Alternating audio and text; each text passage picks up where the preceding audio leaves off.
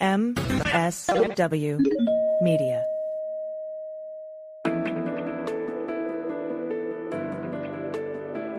SpyTalk, a podcast at the intersection of intelligence, foreign policy, national security, and military operations. I'm Michael Isikoff, and this is SpyTalk. Russia has launched a big missile and drone attack on Ukraine's capital, Kyiv. Large explosions were reported and at least 9 people have been killed. Well, the latest pictures from Kyiv show that the damage appears to be extensive, with the city's mayor saying that the attack caused several fires and dozens of people were being treated in hospital. It is one of the biggest attacks in recent months. That's a BBC anchor describing Russia's punishing missile attack on Ukraine's capital last week. A deadly assault, all the more shocking given that it took place right in the middle of peace talks aimed at ending the war, brokered by President Trump's personal envoy, Steve Witkoff. Even Trump himself, in an extremely rare move, rebuked Russian President Vladimir Putin over the strike.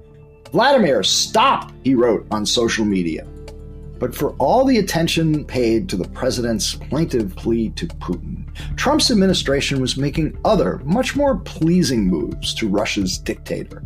The president's own peace plan calls for the U.S. to formally accept Russia's annexation of Crimea, a land grab that was denounced by the U.S., Europe, and much of the rest of the world when Putin seized the Ukrainian territory in 2014.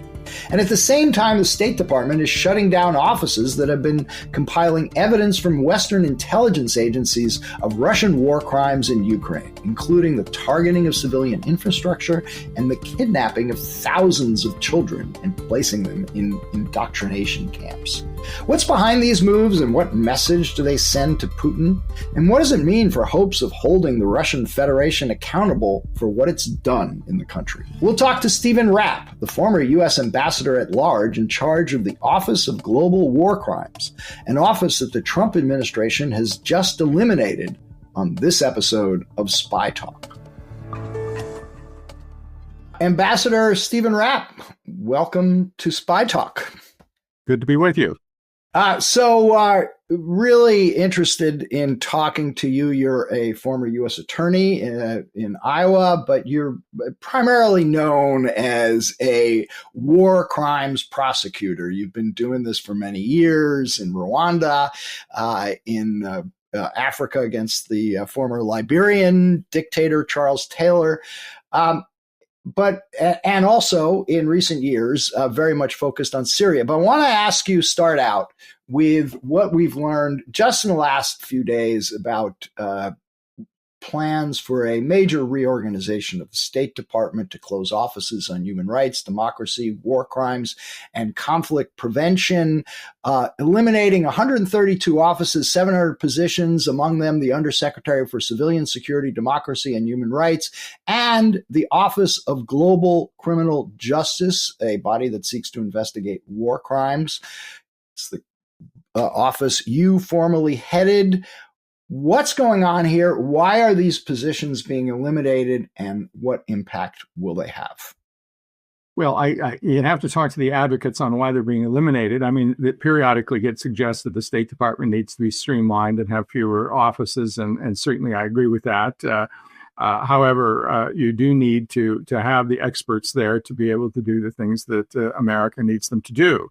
And this office basically was created under the names War Crimes Issues in 1997 and has had ambassadors at large heading it from both political parties, including during the first Trump administration, and has been quite effective in pushing for accountability, initially in supporting the work of the Yugoslavia Tribunal and bringing Milosevic and Mladic and those and Karadzic to justice, supporting Rwanda, where I prosecuted, and bringing so many of those leaders, including a prime minister and military leaders and media leaders responsible for the genocide to account. And then Sierra Leone, where I was also prosecutor, office helped a great deal.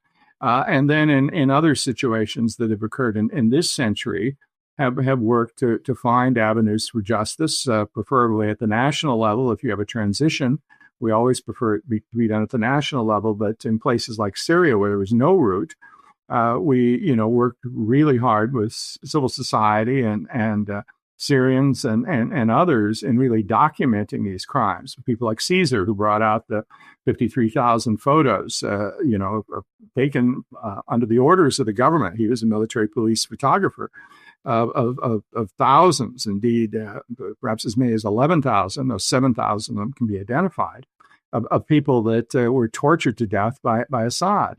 And we worked with insider witnesses and with bringing fugitives to justice. And this affects situations that are very bipartisan.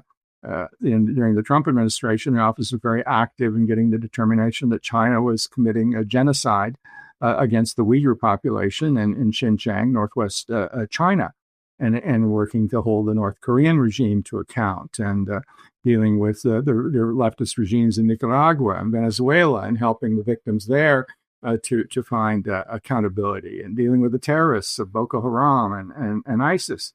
So it's a strange why it's going away. I can see people who don't follow these things closely. It's not like war crimes and crimes against humanity have stopped in the world in recent years. No, indeed, they're sadly increasing. Because there hasn't been enough effective efforts to hold some of the worst guys to account, and the ICC hasn't been effective in getting most of the people that it's charged to held to account. So we often need other routes, which the U.S. is actively supported.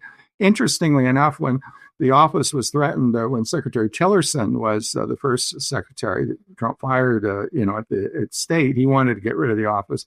And Congress came to our rescue, and the leader in that effort was Senator Rubio. So we really the same Senator Rubio, now secretary, who's actually shutting down these offices that he once Congress defended. Will have, I think, a role here. I've been dealing with Congress and Mass staff and the House Foreign Affairs Committee, obviously conservative Republican. They want to actually pass an authorization bill through Congress, something that hasn't happened for the State Department in a quarter century, but that would define what bureaus there should be and what they should be doing.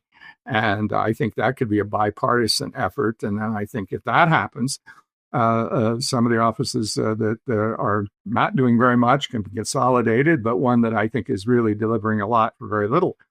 This office can perhaps be maintained. It could be put under another secretary or something like that. But it needs to have a leader, and it needs to have a position and the resources to do the job. And you were the leader of the Global Criminal Justice Office. For 6 years. You mentioned some of the areas where this office and these offices at the State Department have been active. But one that's very much in the news right now, and I want to focus a bit on, is Russia. Obviously, the Trump administration is very much engaged in trying to get a deal to settle, resolve the war in Ukraine. But at the same time, these offices, the Office of Global Criminal Justice in particular, has been very active in collecting intelligence about Russian war crimes in Ukraine. And they've been supporting the work of a team of prosecutors at the International Center for the Prosecution of the Crime of Aggression against Ukraine. My understanding is that work has basically come to a halt on the U.S. side. Correct? That is correct. That office had U.S. financial support. It was at Eurojust in The Hague, and it contained enough prosecutors from Ukraine and from a number of European countries. And the U.S. actually sent an experienced prosecutor, an assistant U.S. attorney, a young woman, to work in that office. And she was recalled to the United States in late March. And the U.S. contribution has been canceled.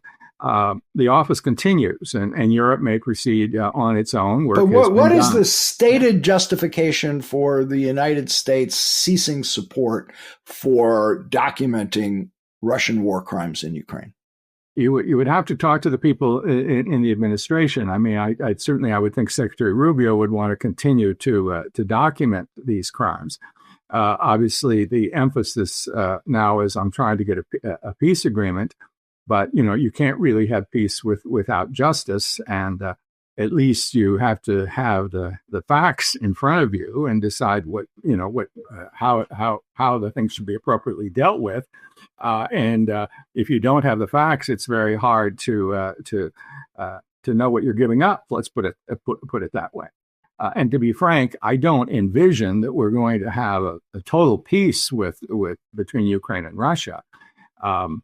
What we could have and what we hope to have is a ceasefire, maybe something like we have in Korea, in which there's security in that case for the South, in this case for the West, and the situation, and there's peace, but there's no final resolution, because I don't think Ukraine will ever legally recognize parts of its country having been occupied by Russia. Russia may not want to give up on its claim to Crimea, et cetera. So some of those things may be undecided, in which case justice processes will probably go forward and should. People are entitled to the truth. They're entitled to justice. So it's good to have. What has the office learned about Russian war crimes in Ukraine? Can you be a little granular about what we know has been taking place? Yeah. Now, do keep in mind, we're talking about this crime of aggression is, of course, a very special crime, which is, what frankly shocked us in Ukraine. People going to school, to work, everything else, on February 24th, 2022,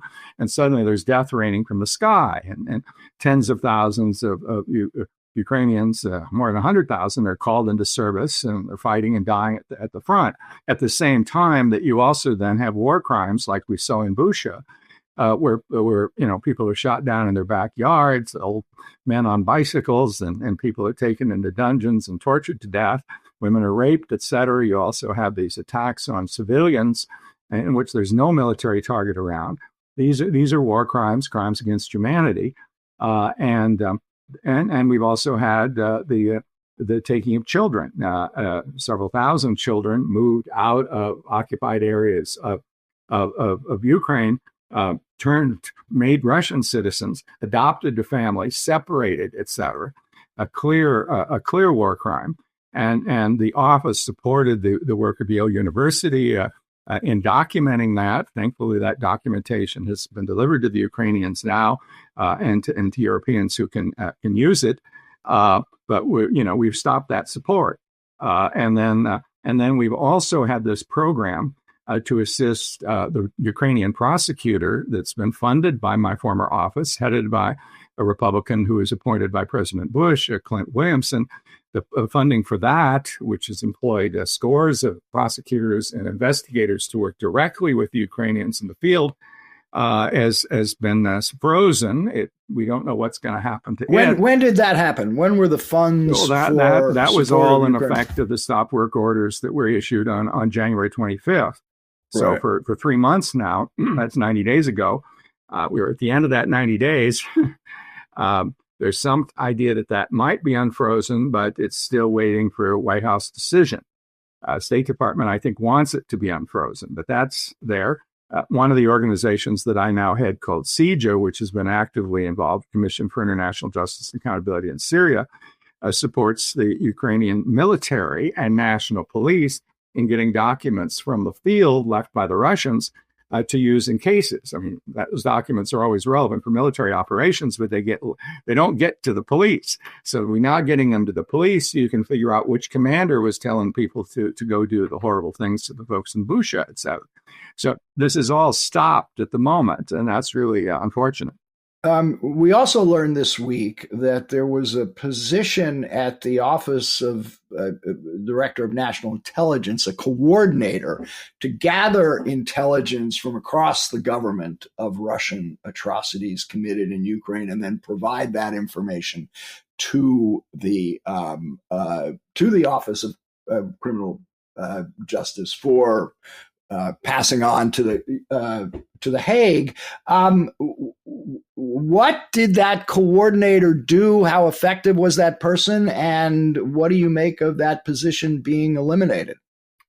Well, again, that's unfortunate. A lot of this hasn't been visible since the very beginning, but we do remember that we had, prior to February 24th of 2022, when the full-scale invasion happened, the U.S. declassifying information about how Putin was planning the invasion. Ukraine didn't believe it. The UN didn't believe it. The rest of Europe didn't believe it. And we got all that intel out there where he was bringing troops around on a 1,500-mile front preparing this attack. And it woke people up and actually permitted the resistance to be built and prevented that attack from being successful in taking all of Ukraine.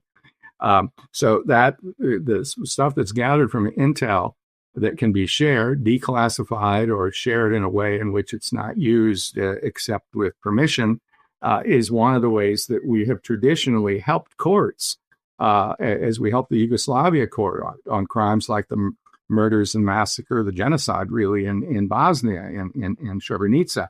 So, my office that's one of the key things it does, is it performs this liaison function between the intelligence community, which, of course, has confidential, methods and means of gathering this information, and works on scrubbing it and making it available to judicial processes. And that's part of a, sort of all hands on deck kind of approach, using what we have in the U.S. to help justice happen. So now we've lost the key point of contact between the intelligence community and the civilians in my former office, which obviously were working with the Ukrainians. So one can look at all this and see a pattern. What is that pattern, and what do you make of it? Well, I mean, my approach is always to be bipartisan, and we've got to work with the administration that we have, but I think there are among some of them, sort of an attitude of taking frankly the Russian side, and some of them who are the some of them that you see taking the Russian side. Well, I'm just saying that we've seen people, like the director of national intelligence, Tulsi Gabbard, who's been on RT and was in Syria supporting Assad, a vicious dictator who killed 600,000 of his own people and stole the country blind, and who was a key Russian ally, and now is exiled under Russian protection in Moscow, et cetera. So there are certainly others like Secretary Rubio who've taken a very tough position when it comes to Russia. And it's like a lot of things in this administration, you'll see people on tariffs or for free trade, and and those that are for tariffs, et cetera. So you can't exactly figure out where the government's going to land, except we need we shouldn't disarm ourselves, and we shouldn't disarm the Ukrainians if Russia hasn't agreed to anything that President Trump thought they might, like a ceasefire, when they agreed to halt the tax on utilities. They didn't do that. When they said they would demilitarize the Black Sea, it turned out they had all sorts of conditions before they would actually do that were impossible to meet, and they knew they'd be impossible to meet. So there really hasn't been good faith on that side. So if we're going to have any hope of negotiating a deal, we got to have, we got to be backing Ukraine on justice. We got to be backing it on arms until we can make the kind of deal that'll get us to peace. But we don't get there by disarmament on either front. And in your view, can a peaceful resolution of the Ukraine war ever take place if there is not a judicial process or a truth and reconciliation process that exposes the full extent of war crimes that took place in that country? Well, I've been involved in dozens of situations around the world, and if there isn't accountability, you can expect it to happen again, to be frank. And one of the problems we've always had with Russia, dating back to the Soviet period, is there's never been any accountability for their crimes, not for the Holodomor, the genocide of Ukrainians in 1932-33, and not for the crimes of millions of people being taken into the Gulag and tortured, not for the crimes committed against people in Eastern Europe. After World War II, obviously we tried the Nazis and went through a process where today Germany is a contributing, democratic country that believes in the rule of law and supports accountability. Russia, headed by a former KGB agent, head station chief in Dresden, Germany, Vladimir Putin, continues to think that he can get away with mass murder. And so if you don't hold them to account, if you create kind of a Sudetenland kind of situation where they're allowed to continue to occupy various parts of the country, even despite having committed mass murder, kidnapped children, everything else, you're going to expect them to, as soon as our guard is down on the other side, to come back and do more of it, and maybe do worse. We don't deal with organized crime this way. I mean, organized crime may be powerful people, but we take them out.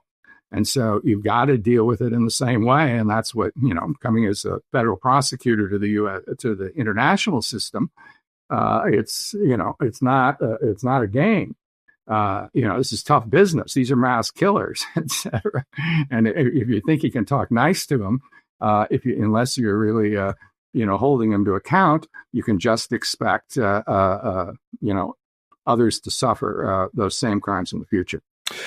We're going to take a quick break now, and when we come back, we're going to ask the ambassador about the major work he's done in the past and the work he hopes to do in the future, exposing and prosecuting Syrian war crimes by the Assad regime. We'll be back in a moment.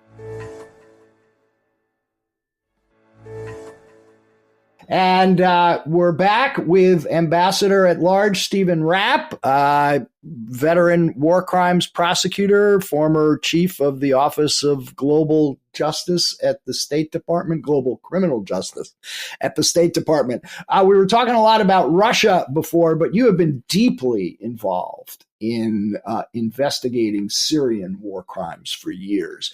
And as you mentioned in the first part of the discussion, you were, while you were at the State Department, you were very much involved in and instrumental in obtaining the crucial Caesar photos, those stomach-turning photos from inside Assad's prisons, showing tortured prisoners, emaciated, bruised, just laying one on top of the other, just stomach-turning, as I say, and reminiscent of photos from the Nazi Holocaust. Tell us about the role you played in helping to expose what you have called, some of the worst war crimes. I think you've said, tell me if I'm quoting you accurately here, that the evidence of Assad war crimes is even greater than we had for the Nazis after World War II. Yes, and I will repeat that, as difficult as it is for people to believe, but it was possible because of our support of Syrians and Syrian civil society and organizations that were able to work in the country, particularly in areas that fell to the opposition at one time or another, to get out more than 1 million pages of documents that show us explicitly how this regime decided to suppress what was initially a peaceful uprising. People had hoped they could have, be a normal country that went to the street and said, peaceful, change, and Assad. They were picked up and disappeared to the extent of almost 200,000 people. Caesar shows us 11,000 of them tortured to death. But, I visited the mass graves since the fall of Assad. We've had insider witnesses as well that were involved in burying tens of thousands of people in the years after Caesar left. And now we have 130,000 still missing and not a trace of them. And so, he's somebody that tortured to death more than 100,000 people. There's no question about it. Not only that, used poison gas against his own people, bombed hospitals, drove off half the population of his country. And worst atrocities of this 21st century. And this was an enormous challenge for those of us that had done international justice in Rwanda and Yugoslavia and Sierra Leone and elsewhere when it happened, because Russia backed and Iran backed Syria to the hilt. It was impossible to get any international court to deal with it. So we, did what we could with UN investigative mechanisms working from outside the country. But the key was the support that we provided to Syrians and Syrian Americans and others in developing the documentation, and then sharing that with law enforcement that could prosecute people in third countries. And we had one of the torturers convicted for 58 murders and thousands of acts of torture in Germany. We charged a guy who turns out to be one of Syria's former governors under Assad, who turned up in Los Angeles, Samir Othman Sheikh. He's now facing prosecution for torture in Los Angeles.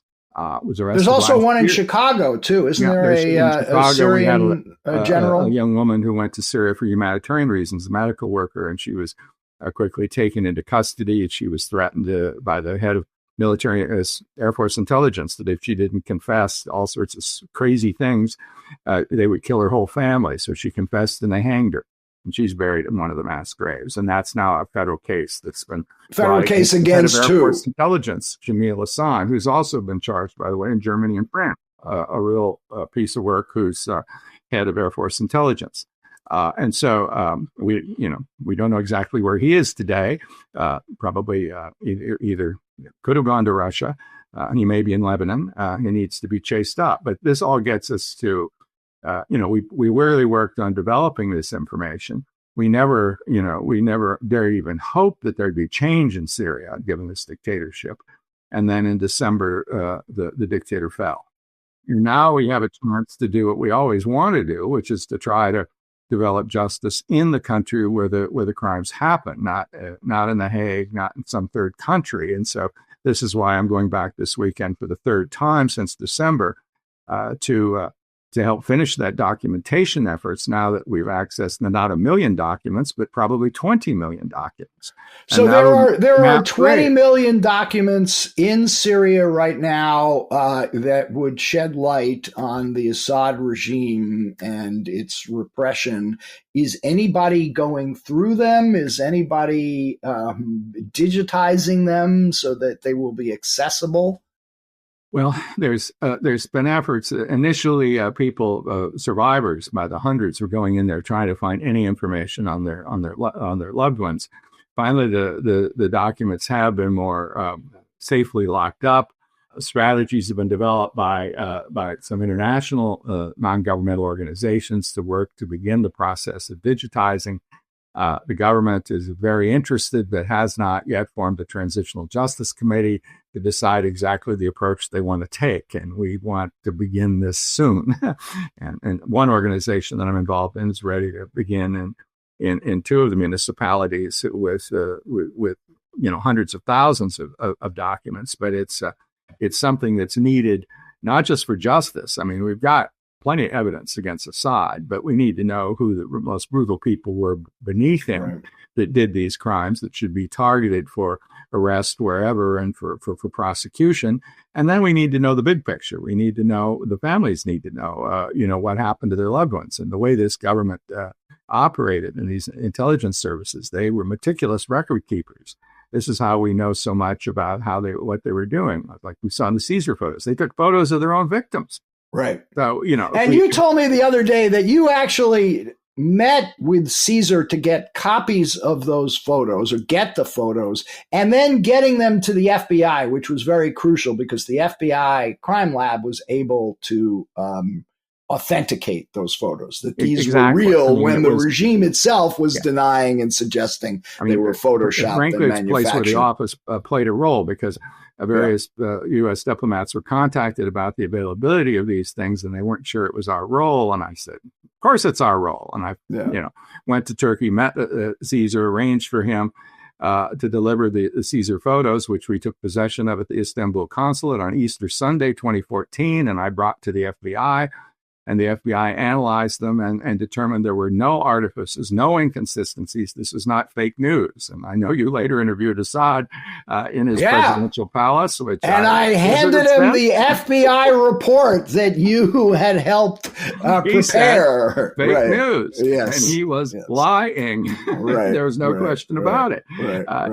We had the analysis that showed that there was not a pixel out of place, that those photos were taken in a single instant. There was no positing or adding or deep faking or anything like that. So we were able to do that. And of course, those played a key role. I mean, they were pretty, of all the evidence that we had, they really told the story, like the 10,000 words that each picture tells us. Otherwise, it would have always been, it's false statements from these disgruntled people, et cetera, that don't want to accept their government. No, we had them dead bang at that point. Of course, there's a lot more that you need to know who caused those people to have their eyes gouged out and their, by the way, Assad, all the horrific things that we saw in those in those corpses.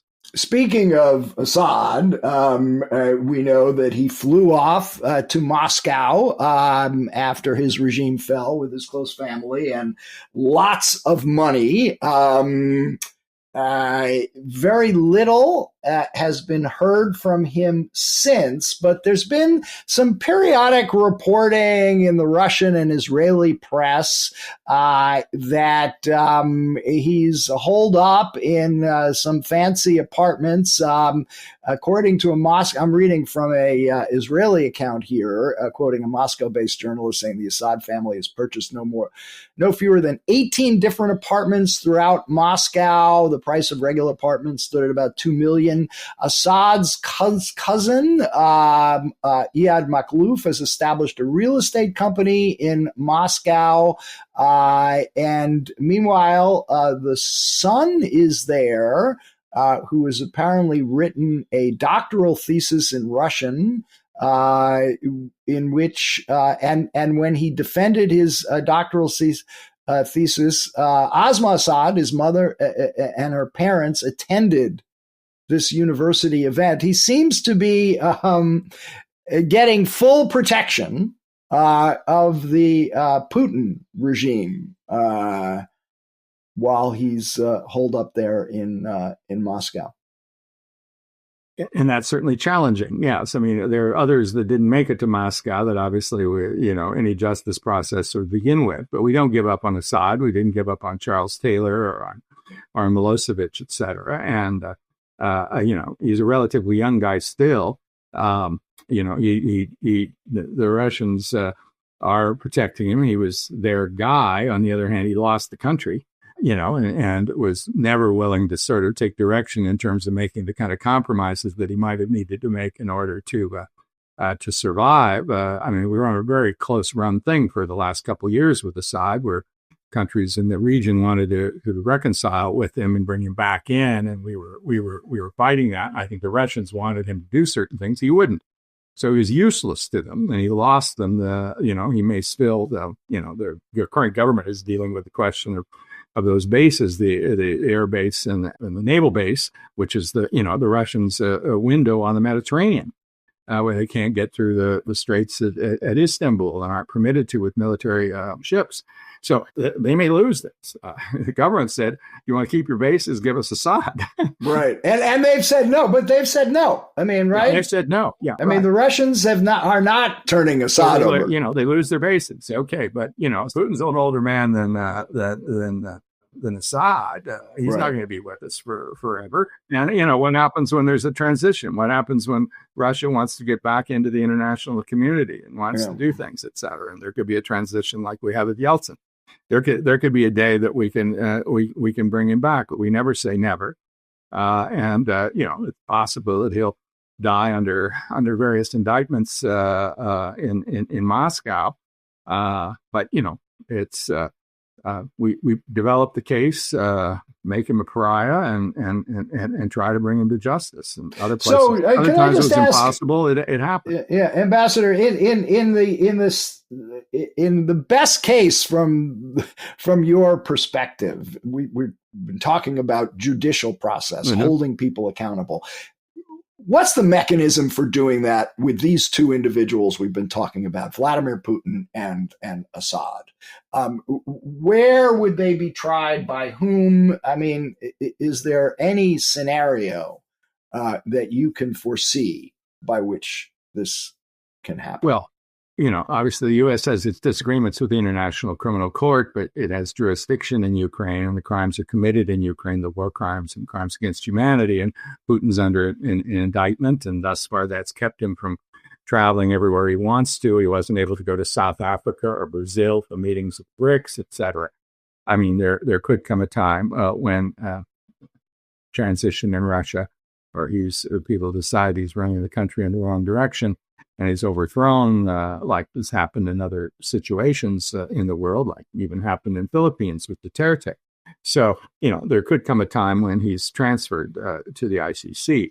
As far as this is where Assad would go, he's not under ICC jurisdiction. That would take a decision with the Security Council. That's not going to happen with Russia supporting him. But he could certainly be charged in Syria and could go back to Syria. He faces already an arrest warrant in France because the chemical weapons attack, there were French victims of that crime. The Organization for the Prevention of Chemical Warfare is talking about creating a tribunal in which Syria would now participate for chemical weapons attacks, and that could be created, and he could be tried at that kind of court, probably in The Hague. So there are alternatives that could be, beyond Syria, where people may think that he would be lynched. I don't think he would be. I think it'd be a fair and a very important trial. But there's questions about whether the world will send him there. They should, but if they don't, we can find other alternatives. And certainly, the goal, as long as I live, will be to make sure that there is a place for him to go, and that we're using all the levers that we can. Nationally and internationally to make it happen. Otherwise, you'll just see worse crimes being committed by people like him elsewhere. On that point, final question. As I mentioned earlier, you've been involved in prosecutions in Africa and Rwanda, and Charles Taylor, the former dictator of Liberia. But if Putin and Assad and all their henchmen are not also prosecuted for war crimes by some international tribunal, what message does that send about holding anybody accountable? If we're going to go after people in Africa who commit war crimes, how can it be justified not going after people like Putin and Assad?